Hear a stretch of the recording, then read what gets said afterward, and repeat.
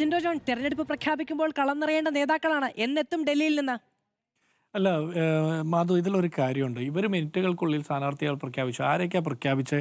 ഒന്ന് ഫസൽ വധക്കേസിലെ പ്രതിയെ, രണ്ട് പെരിയ കൊലവിളി കേസിലെ പ്രതിയെ, ഭരണഘടന നിന്ന നടത്തിയ കേസിലെ പ്രതിയെ, ബന്ധു നിയമന കേസിലെ പ്രതിയെ, രക്തസാക്ഷി ഫണ്ട് തട്ടിയെടുത്ത MLA, അതുപോലെ പ്രവാസി വ്യവസായിയുടെ മരണത്തിന് കാരണക്കാരനായിട്ടുള്ള ആള്, അതുപോലെ ജെട്ടി കട്ടവനെ വരെ സ്ഥാനാർത്ഥിയാക്കാൻ നോക്കുകയാണ്. സ്വർണ്ണം കട്ടവന് കൂട്ടുനിന്ന ആളെ സ്ഥാനാർത്ഥിയായി പ്രഖ്യാപിച്ചു.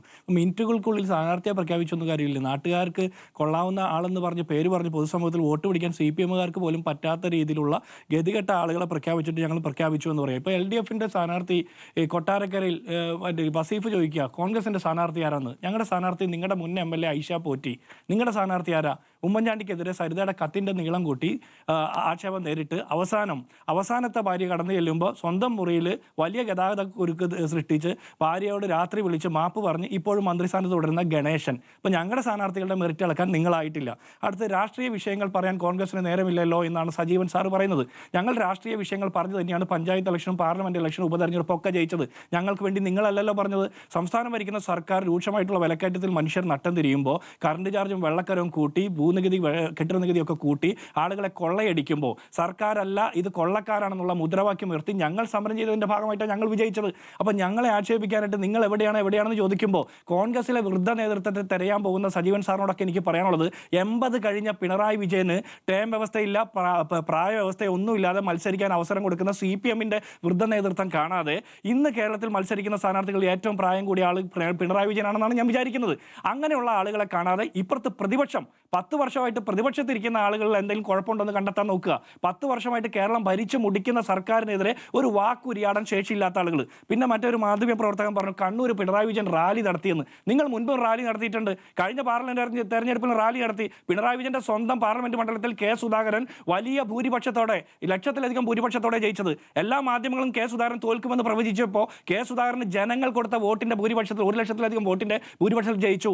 വടകരയിൽ ഷാഫി പറമ്പിൽ തോക്കുമെന്ന് പ്രവചിച്ച ആളുകളുടെ മുമ്പിൽ 1.25 ലക്ഷം വോട്ടിന്റെ ഭൂരിപക്ഷത്തിൽ ഷാഫി പറമ്പിൽ ജയിച്ചു. അപ്പൊ നിങ്ങൾ ഒരുക്കുന്ന പാർട്ടി കോട്ടയിലെ റാലി കണ്ടിട്ടല്ല, ജനങ്ങൾ വഴി നിന്ന് വോട്ട് ചെയ്യുന്നത് കൊണ്ടാണ് കോൺഗ്രസ് ജയിക്കുന്നത്. അപ്പോ ജിൻഡോ, ഒറ്റ വാക്കിലെ മറുപടിയുള്ളൂ. ആ വയനാട്ടിലെ ദുരന്തബാധിതരെ കാണിച്ച് പണം പിരിച്ച് മുക്കിയ കോൺഗ്രസ് അല്ലേ ഈ രക്തസാക്ഷി ഫണ്ട് കട്ടെടുത്തവന് സ്ഥാനാർത്ഥിത്വം കൊടുക്കുന്നതിനേക്കാൾ വലിയ നാണക്കേടുണ്ടോ? സ്വന്തം രക്തസാക്ഷിയുടെ ഫണ്ട് കട്ടെടുത്തതിനേക്കാൾ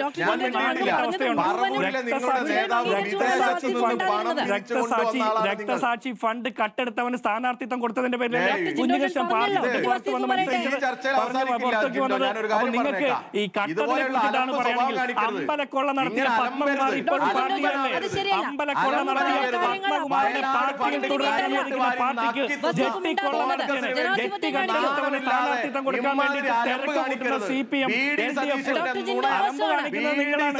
അലമ്പ് കാണിക്കുന്നത് ജെട്ടി കട്ടവനെ, സ്വർണം കട്ടവനെ, അമ്പലക്കൊള്ള സംരക്ഷിക്കുന്ന പാർട്ടിയാണ് കോൺഗ്രസിനെ പാർലമെന്റിൽ 14 ലക്ഷം രൂപ നിക്ഷേപിച്ച ഒരു സഖാവിന്റെ ആത്മഹത്യ ഭീഷണിയുമായിട്ട് വന്നിട്ടുണ്ടല്ലോ. ബ്രഹ്മഗിരിയിലെ നിങ്ങളുടെ സഹകരണ സംഘത്തിലെ 14 ലക്ഷം രൂപ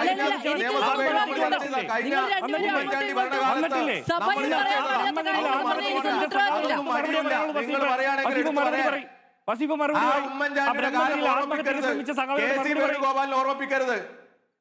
അല്ല, KC വേണുഗോപാലിനെ ഓർമ്മിപ്പിക്കരുത്. ബ്രഹ്മഗിരി അല്ല, IC ബാലകൃഷ്ണൻ. മനുഷ്യരെ കൊല്ലുക. കോൺഗ്രസുകാർ 5 പേരാ ആത്മഹത്യ ചെയ്യേണ്ടി വന്നത് നിങ്ങൾ IC ബാലകൃഷ്ണന്റെ പേരിൽ മറന്നുപോയോ?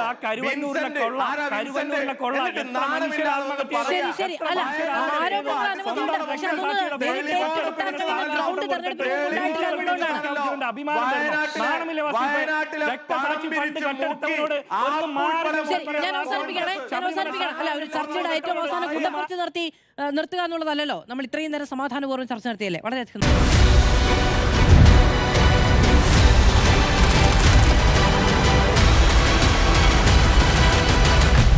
Debate with Madhu Saji.